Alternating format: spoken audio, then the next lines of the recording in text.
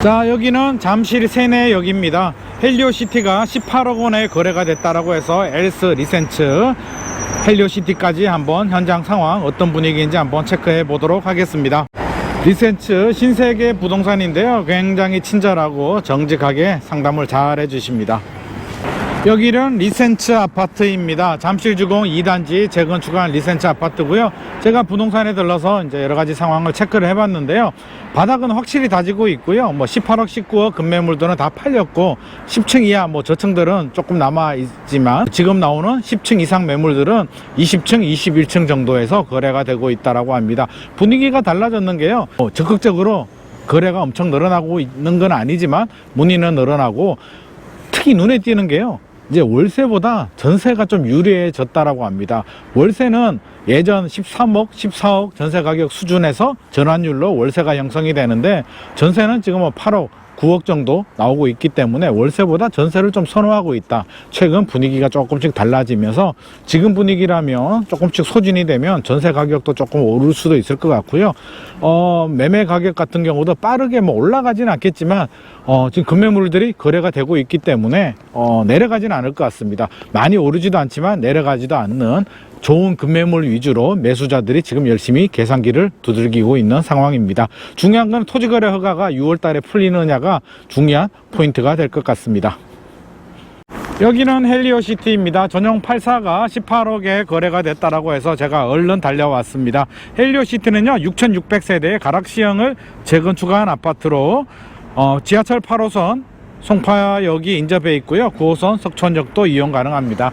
옛날 가락시형 아파트 시절에 34평이죠 배정받을 수 있는 물건 6억 2천에 제 아시는 고객님들 많이 추천을 해드렸는데 참 그런 추억이 새삼 생각이 납니다.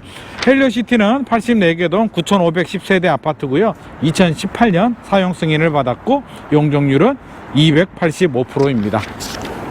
헬리오시티 단지 안으로 들어왔습니다. 갈대밭이 아주 멋있는데요, 마치 놀러 온 것 같습니다. 헬리오시티 전용 84 기준으로요, 2021년 10월에 최고가 23억 8천만원 거래가 됐습니다. 자, 13억대 거래가 됐다 최근에 그런 얘기가 있는데, 그거는 특수거래일 것으로 생각이 되고요.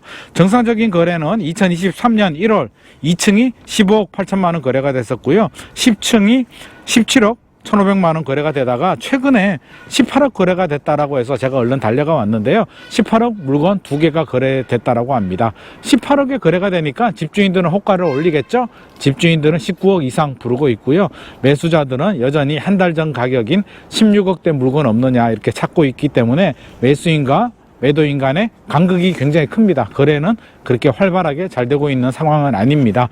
전세 가격 같은 경우도요, 최고가 시절에는 11억 12억 정도 갔었는데 지금 7, 8억 정도 되고 있고, 월세 같은 경우는 11억 12억 기준에서 전월세 전환율이 적용이 되기 때문에 오히려 전세가 조금씩 유리해지고 있는 상황이라고 합니다.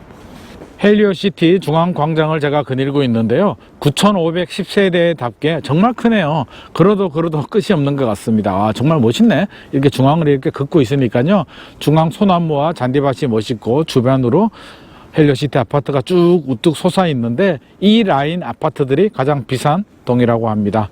감상 한번 해보시죠. 오늘은 엘스 리센츠와 헬리오시티를 둘러봤습니다. 헬리오시티 전용 84가 18억에 거래가 됐다고 해서 제가 얼른 달려왔는데요, 리센츠 같은 경우는 호가는 20억, 21억 정도 부르고 있고요, 20억 이하 매물은 찾아보기 어렵습니다. 물론 동층에 따라 차이는 있겠죠. 조금 차이가 있다면 전세 문의가 조금 늘어났다라고 합니다. 월세는 고점 기준에서 전환율이 적용되고요, 전세는 가격이 떨어졌기 때문에 3, 4억 정도 떨어졌기 때문에 전세가 유리하다라는 분위기가 조금씩 형성이 되고 있다라고 합니다. 헬리오시티 같은 경우는 제가 한 달 전에 왔을 때 16억 8천만 원 매물이 나왔었는데 18억에 2개가 거래가 됐기 때문에 1억 원에서 2억 원 정도 올랐습니다. 거래가 됐으니까 올랐고요, 집주인들은 19억대 호가를 부르고 있고 매수인들은 여전히 16억대 정도 물건 없냐 그렇게 찾아보고 있기 때문에 간극이 넓어서 당분간은 거래가 활발하지는 않을 것 같습니다. 금리 인상이 마무리되고 있고 여러 가지 불확실성이 제거는 되고 있지만 여전히 남아있는 상황이기 때문에 당분간은 매수인, 매도인 간 줄다리기가 팽팽하게 이어질 것 같고요. 1차 바닥을 확인했기 때문에 추가 빠른 하락은 없겠지만 그렇다고 빠르게 상승하기도 어려울 것 같습니다. L자 횡보 당분간 더 이어질 것 같습니다. 오늘의 내용이 도움이 되셨다면 좋아요와 구독 부탁드립니다.